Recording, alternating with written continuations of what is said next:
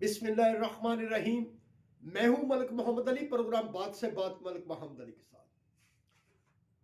وفاقی وزیر علیم خان اور پیپلز پارٹی کی رہنما سینیٹر پلوشا خان کے درمیان ہونے والی لڑائی کا انجام کیا ہوگا اور یہ بات کہاں تک پہنچے گی، اور پلوشا خان نے علیم خان کو جو آڑے ہاتھوں دیا ہے، پریس کانفرنس بھی کی ہے، اب ان تمام محرکات کے پیچھے کون ہے، اس بارے میں آج کے پروگرام میں بات ہوگی. اور پیارے دوستوں، جن دوستوں نے ابھی تک ہمارے چینل کو سبسکرائب نہیں کیا، برائے مہربانی وہ ہمارے چینل کو سبسکرائب بھی کریں، لائک بھی کریں اور شیئر بھی کریں. اور ہم بات کر رہے ہیں مواصلات کی اسٹینڈنگ کمیٹی کے اہم اجلاس میں پیپلز پارٹی کی سینیٹر پلوشا خان اور وفاقی وزیر علیم خان میں اس وقت تو میں شروع ہو گئی اور بات بہت آگے چلی گئی. دونوں طرف سے شٹ اپ کال دی گئی، مختلف الزامات عائد کیے گئے.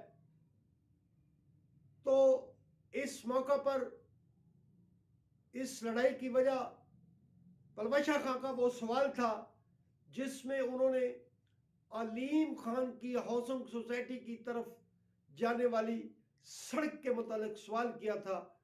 تو پھر تلخی کا ایک سلسلہ شروع ہو گیا. وہاں موجود سینیٹر مسلم لیگ نون کے سینئر رہنما پرویز رشید بھی موجود تھے.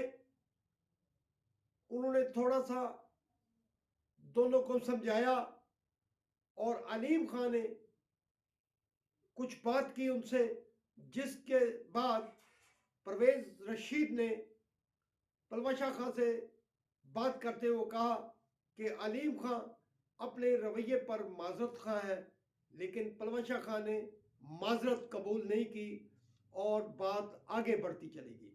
اب پلوشا خان نے پیپلز پارٹی کے دیگر رہنماؤں کے ہمراہ ایک پریس کانفرنس کی ہے اور علیم خان پر بڑے سنگین الزامات عائد کیے ہیں.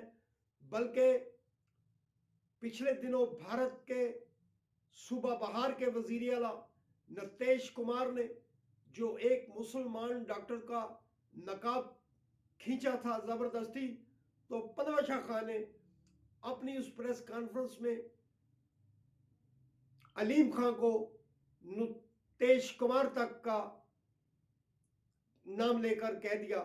بہرحال ہم سمجھتے ہیں کہ تحریک استحکام پارٹی کے جو سربراہ کے ساتھی علیم خان ہے، وہ اور پلوشا خان پیپلز پارٹی سے ہیں. دونوں ہی حکومت کی اتحادی جماعتیں ہیں. پلوشا خان نے تو یہاں تک کہہ دیا ہے کہ اب فیصلہ صدر پاکستان آصف علی زرداری ہی کریں گے. بہرحال ہم سمجھتے ہیں کہ موجودہ حکومت کا اور بالخصوص شہباز شریف کا ایک امتحان شروع ہو گیا ہے، چونکہ پیپلز پارٹی بھی ان کی بہت ہی قریبی اتحادی ہے اور علیم خان جو استحکام پارٹی کے سربراہ ہیں اس وقت، یہ دونوں ہی حکومت کے بہت بڑے اتحادی ہیں. اب جو یہ لڑائی ہے یہ کہاں تک جاتی ہے اور اس کا انجام کیا ہوگا، یہ آصف علی زرداری کے دورے عراق کے بعد ہوگا. پتہ چلے گا کہ اونٹ کس کروٹ بیٹھتا ہے. سلام پاکستان، سلام اوورسیز، اللہ حافظ.